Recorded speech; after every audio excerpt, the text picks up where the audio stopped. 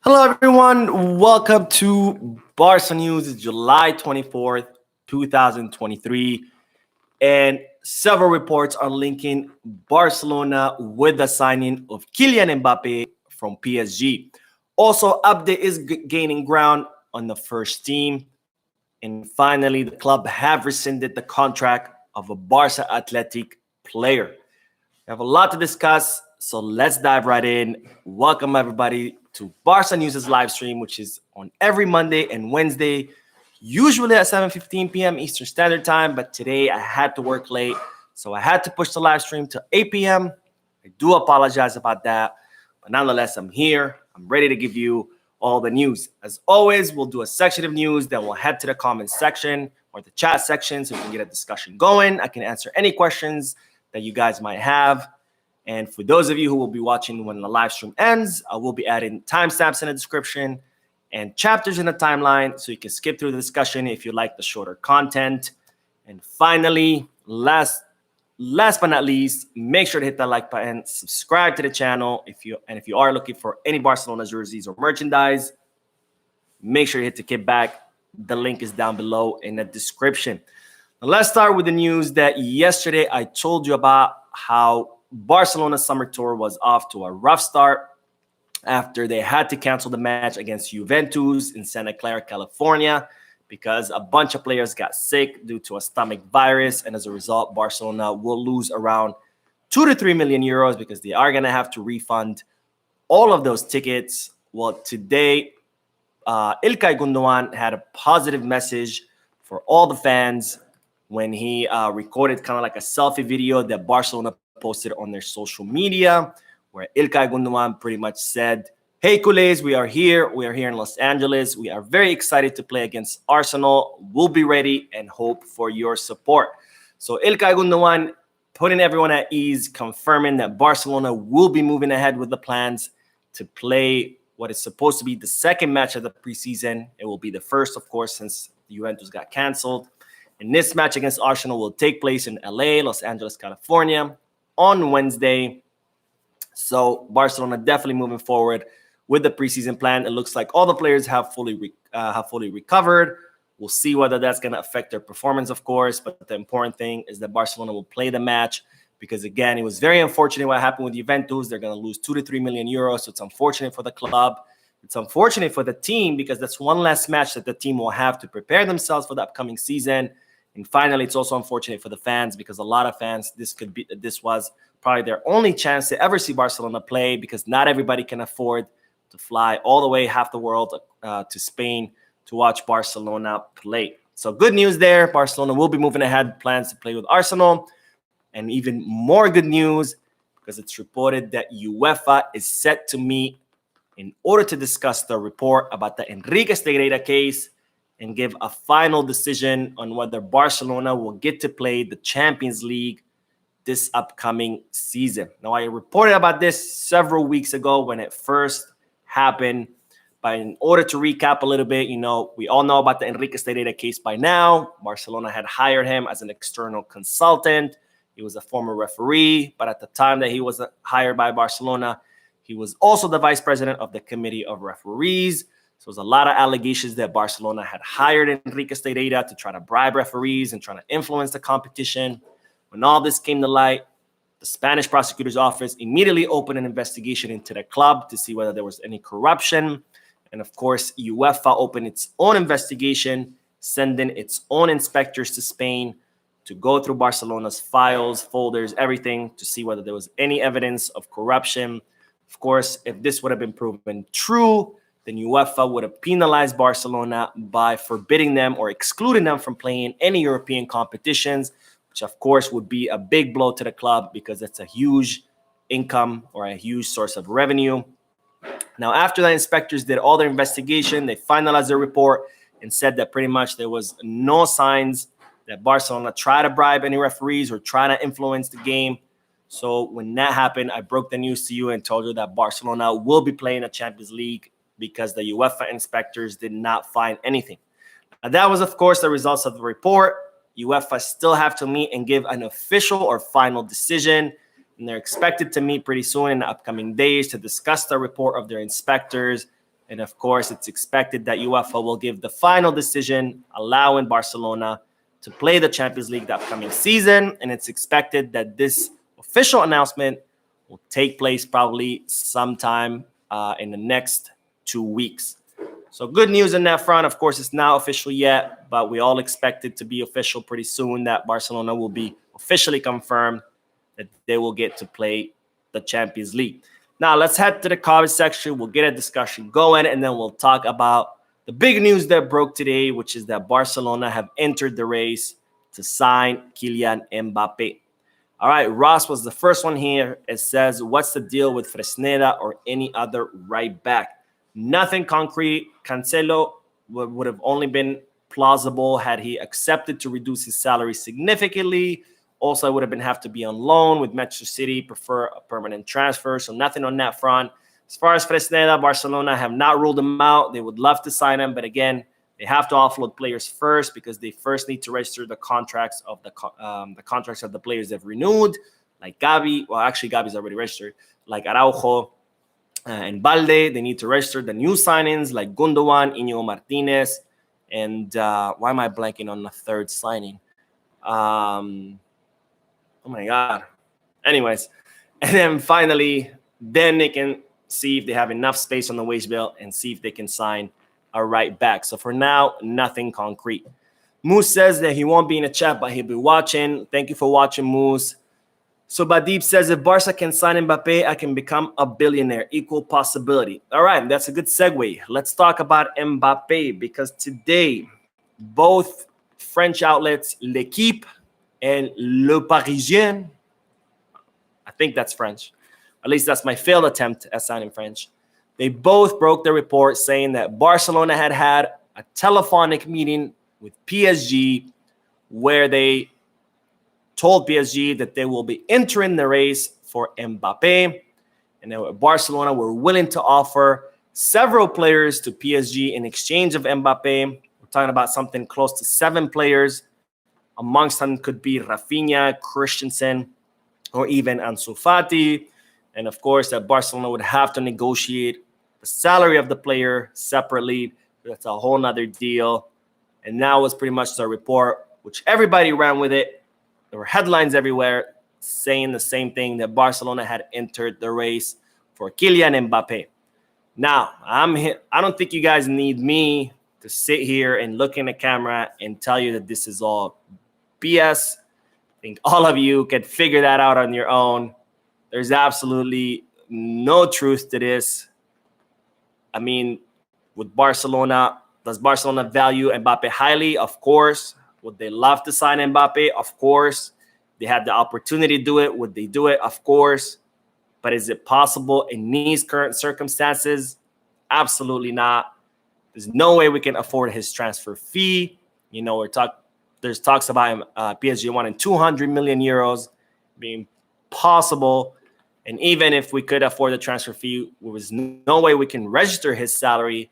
I think he makes something like close to 86 million euros, which even if he reduces it to 40 million euros by half, since we're under the 50% rule, if he reduces it to 40 million, we would have to clear 80 million worth of salaries on our wage bill in order to register Mbappe's contract. And we haven't even registered our contract renewals or the signings that we've already made. And then Vitor Roque, who only makes 3 million or will make 3 million, we can't even register this summer. He's going to have to come in the winter. So no way in hell can we sign Mbappe or even dream about signing Mbappe. All these reports are nothing else but PSG trying to put pressure on Real Madrid, because a lot of reporters are saying that what's going to happen with Mbappe is that he's going to wait until next summer, 2024, when his contract expires, and then join Real Madrid as a free agent, kind of like a middle finger to PSG. So I think PSG is trying to put pressure on on Real Madrid to make an offer this summer instead of wait until next year when he's a free agent.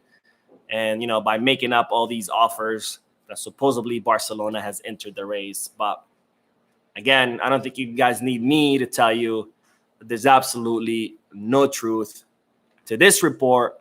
And there's no way we could ever sign, not ever, but right now, July 2023, there's no way we could sign Kylian Mbappe. Oh, by the way, there's also in the news. I don't want to get into it too much because this is a Barca channel, but there's also the news that the Saudis are offering Mbappe something ridiculous, like a 700 million euro contract. I don't think that's going to happen. I think the main reason why Mbappe wants to leave PSG is because he's realized that money cannot buy you a legacy, cannot buy you happiness, and he wants to, start winning individual and collective trophies. And, if he's not doing that at PSG, he's definitely not going to do it in the Saudi League. So I think that's the main reason why Mbappe is going to leave. Okay, let's see. All right, Met plays. What is going? Why the 20 comments, my friend? Let's see. Zizou says losing Gabi turnovers for most games this year is going to hurt a lot. Gabi's 18 years old, and it's very normal that a player that age will lose a lot of balls. That comes with experience. And it also means that he's just, actually trying things. So I'm pretty sure his lost ball percentage will be less this year. As you remember, last year was his first kind of full season at the first team. So last season was Gabi's full year of adaptation. So there's no doubt that this season he'll be better. Brian says, I hope Mbappe doesn't join. I think we have something special going on.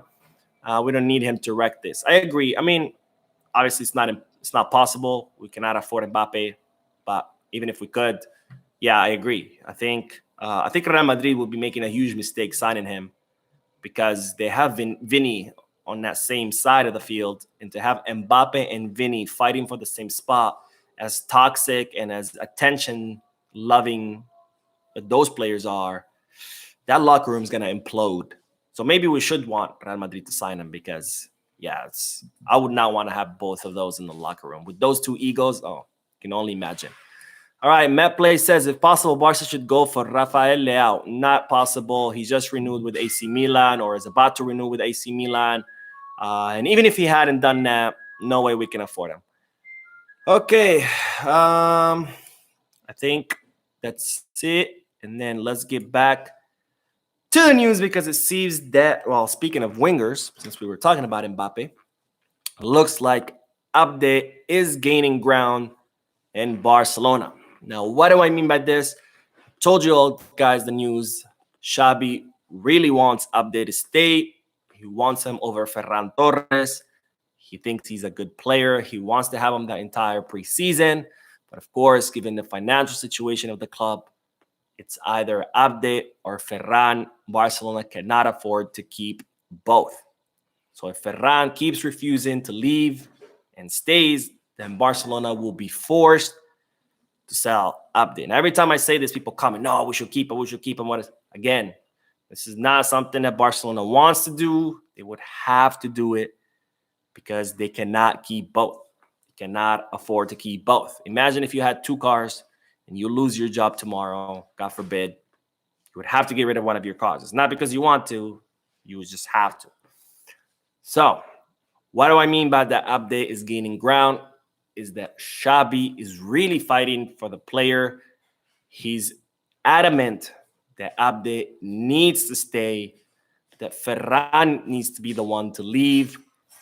And he's really fighting with the club because the club are getting more and more and more offers every day for Abde. They know that this will be a great sale, a great source of income that would solve a lot of problems because Abde was signed, I think, for it was 1 or 2 million euros. And they're receiving offers for 20, 25 million euros. So that's a lot of profit for the club.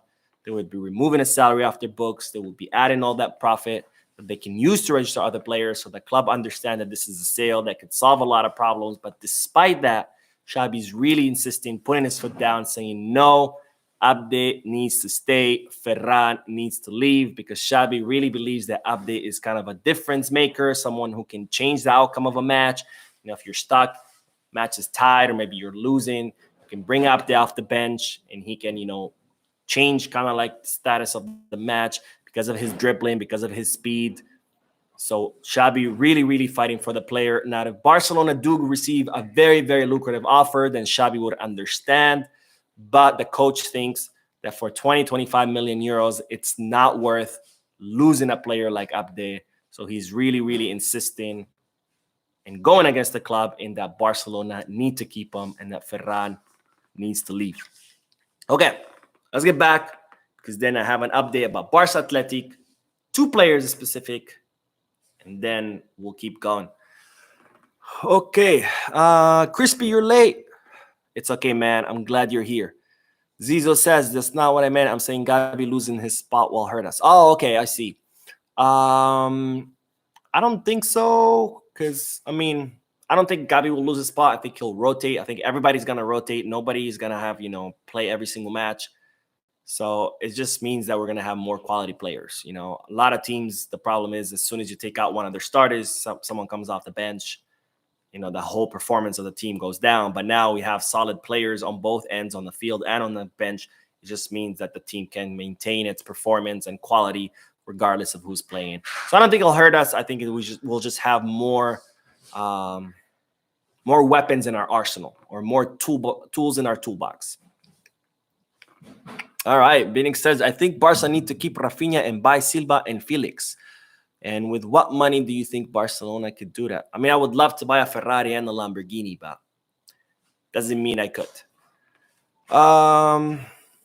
Brian says, the Felix news really slowed down. I don't think we're getting him. We're not. I said this in several videos over and over again. There's no truth to those reports.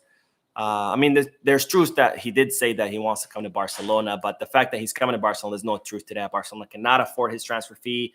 They cannot afford his salary. The Felix operation is not happening unless Atletico Madrid get really desperate during the final days of the market and maybe, let us have him for a loan or decide to offload him for very low.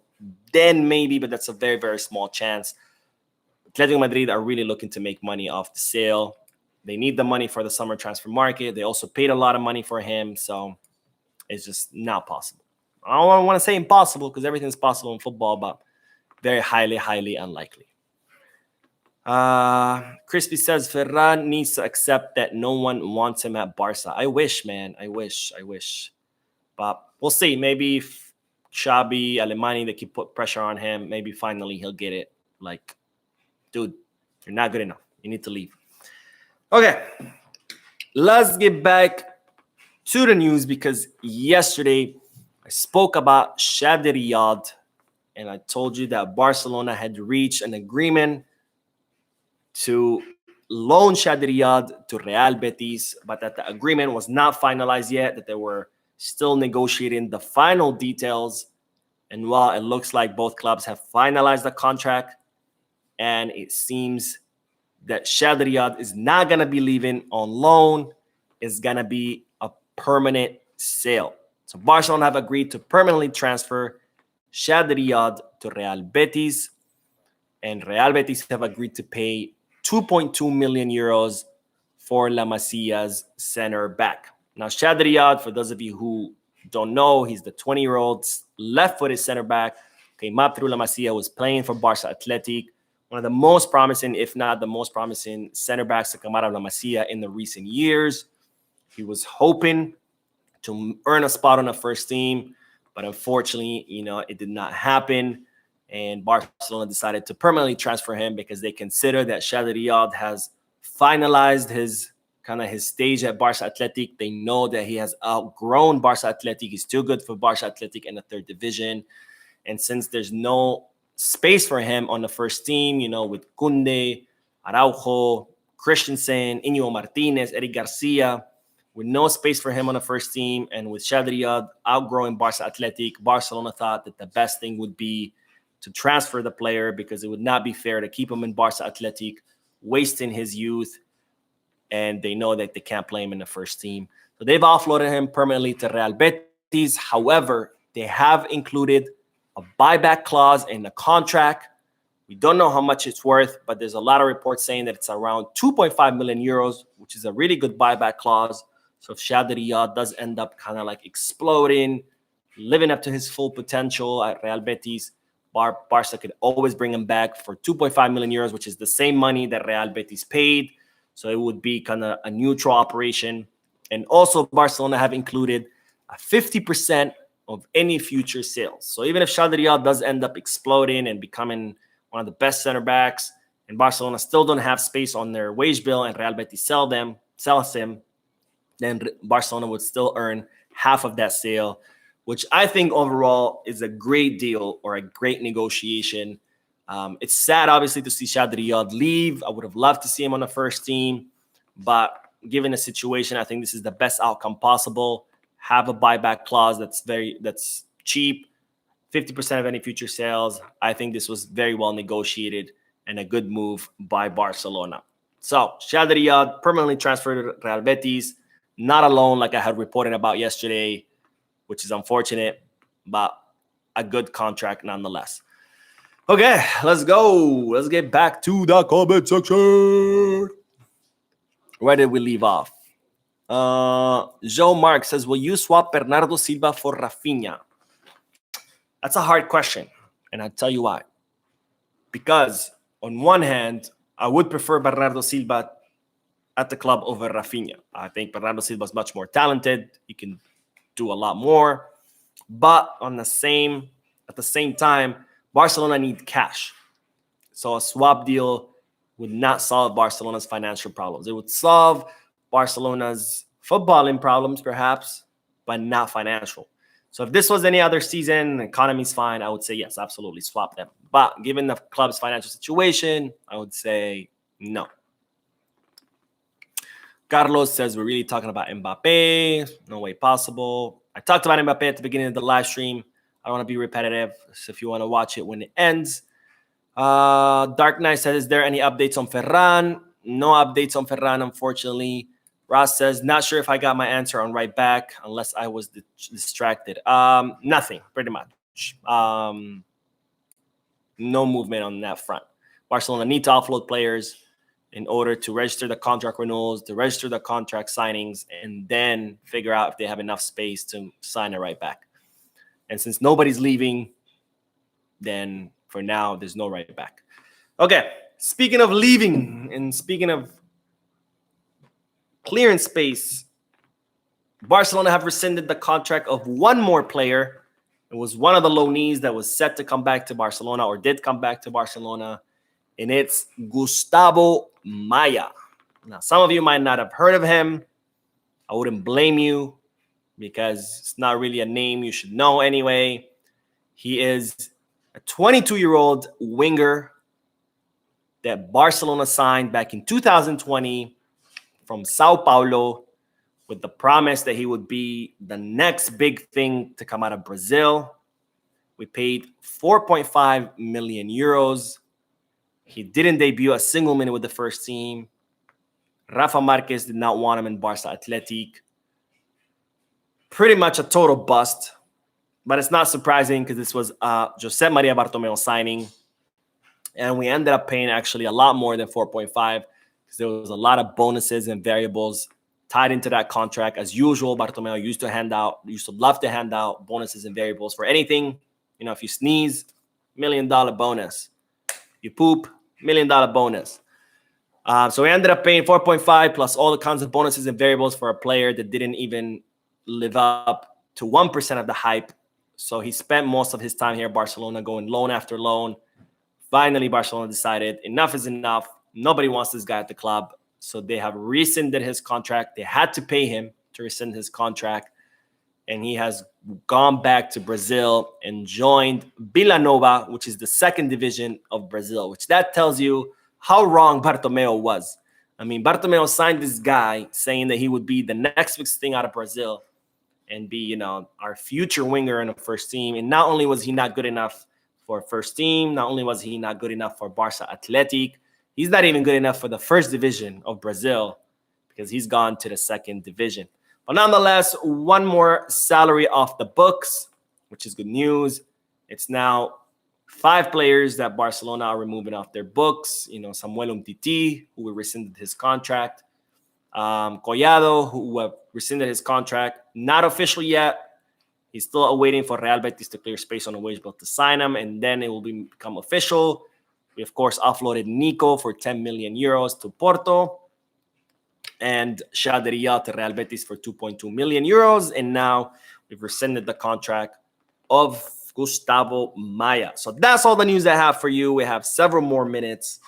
We'll get the discussion going. There's only 134 likes, but 134 views, only 42 likes. Let's make that 134 views with 100 likes, because likes are very, very important. They prompt YouTube to recommend the video to other people who've never seen the channel.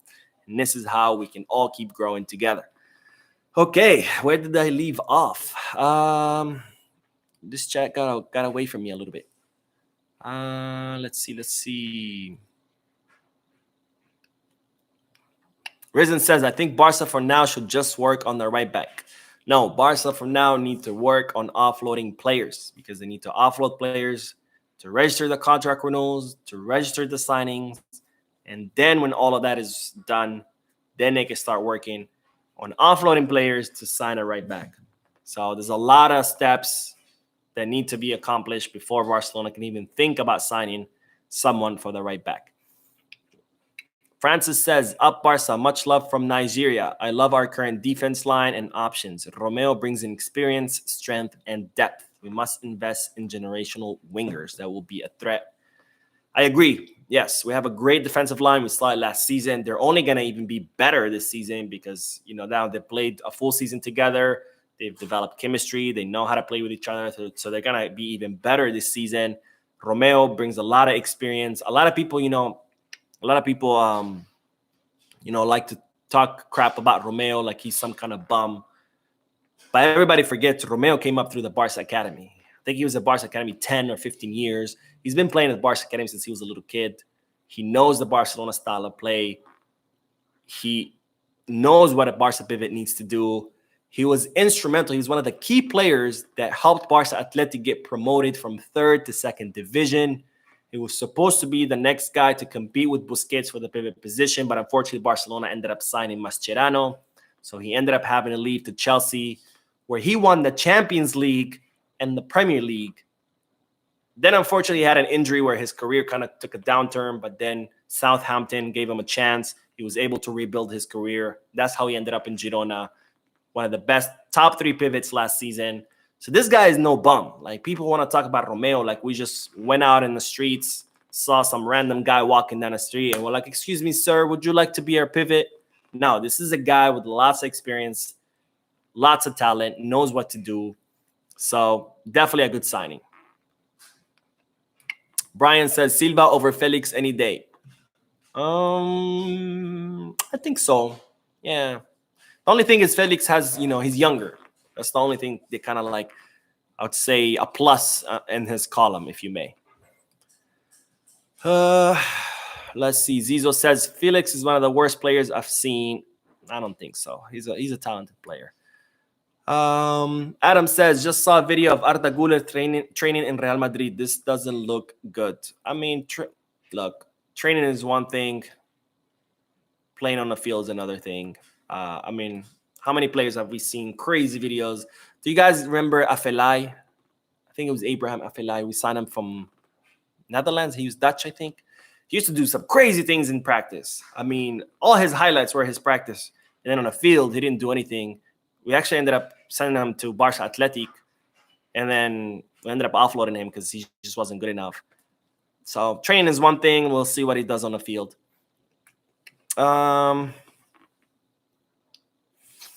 Let's see. Casanova says, good question. Oh, I guess he's talking to someone else. Pate says, Mo, what's your say on Anderlecht hijacked on Barca take the Chelsea youngster? Okay, so I reported about this in yesterday's video. Anderlecht are really trying to take Tudor Mendo Aidau away from Barcelona. They're offering him first team dynamic. Barcelona are signing him for the academy, kind of with the hopes that, he could learn and then eventually work his way up to the first team. I think he's going to end up joining Barca. I mean, yes, they are offering him first team to start on the first team in Belgium. They're offering him more money.